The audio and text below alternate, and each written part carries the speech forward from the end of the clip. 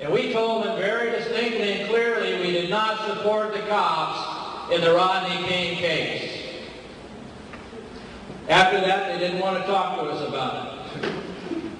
Because we too have been beaten by the cops. We too have been railroaded by the cops. And we have a lot of brothers in the prisons too. And we know how it works. When the LA riots came about, the press was on the phone again. What's your position? We told them our people will not lift a finger. We do not take a position on the LA riots.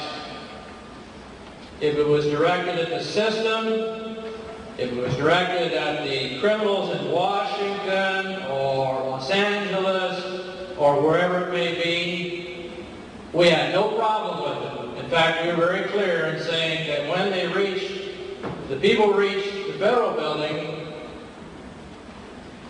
and there was an attempt to torch it, we were cheering it on. A little bit of history, that this is not the first time that this type of experiment has happened. In the 20s, Marcus Garvey was visited by Klan officials from Georgia. They went to him in New York and spent time. Later on, Marcus Garvey went to Georgia and met with the Klan officials of those days. And from what I can dig out of history, they tried to come up with some ideas to alleviate the problem. But you know, and I know, that the system destroyed Marcus Garvey. The system didn't want to lose that labor. And Marcus Garvey was talking about black nationalism, he was talking about repatriation, he was talking about all kinds of things. And that scared the hell out of the system because it's a lot of bucks leaving their pockets. In 1959, I believe it was, or 60, George Lincoln Rockwell was invited by the Honorable Elijah Muhammad to come to Chicago to address the convention of the Nation of Islam. George Lincoln Rockwell did. He addressed 9,000 members of the Nation of Islam in Chicago on that day. In 1984, friends and associates of mine attended the Honorable Farrakhan's meeting in Washington, D.C. because there had been various political changes on the street between third position people like us who are adamantly against Marxism and we are adamantly against capitalism. And these people were interested. After going to that speech by Louis Farrakhan, it was decided that I would be invited to the forum in Long Beach or in Inglewood, California, to hear Louis Farrakhan's speech to over 20,000 people. I was there in 1984 with 5 or 6 of our delegation. We were treated with the utmost courtesy. We gave a token contribution to the Nation of Islam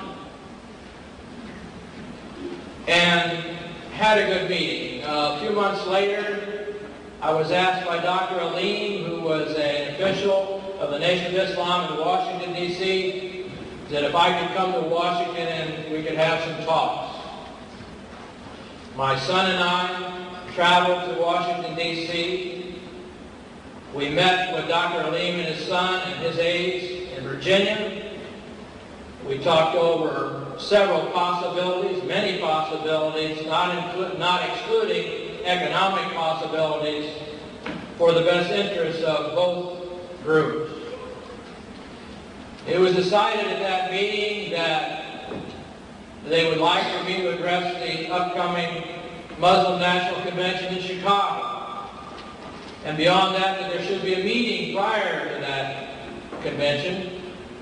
in which top leaders of the white separatist movement and leaders of the Nation of Islam plus other black leaders would meet in Chicago. I can't tell you what happened because I don't know what happened, but something happened and that historic meeting went down the drain. However, we have maintained communication with the Nation of Islam. 3 weeks ago, I called Brother Keith X in San Diego, and we've had ongoing communication with various temples in Southern California. We arranged a meeting in which I turned over 100 pages of police intelligence information that was seized in the raids on the Anti-Defamation League in San Francisco recently. I turned these over, and Brother Keith X looked at me and he said, "Mr. Metzger, I know that you've been cooperative and we've had communication, but I don't understand what your angle is." And I said, "I hate the government just as bad as you do."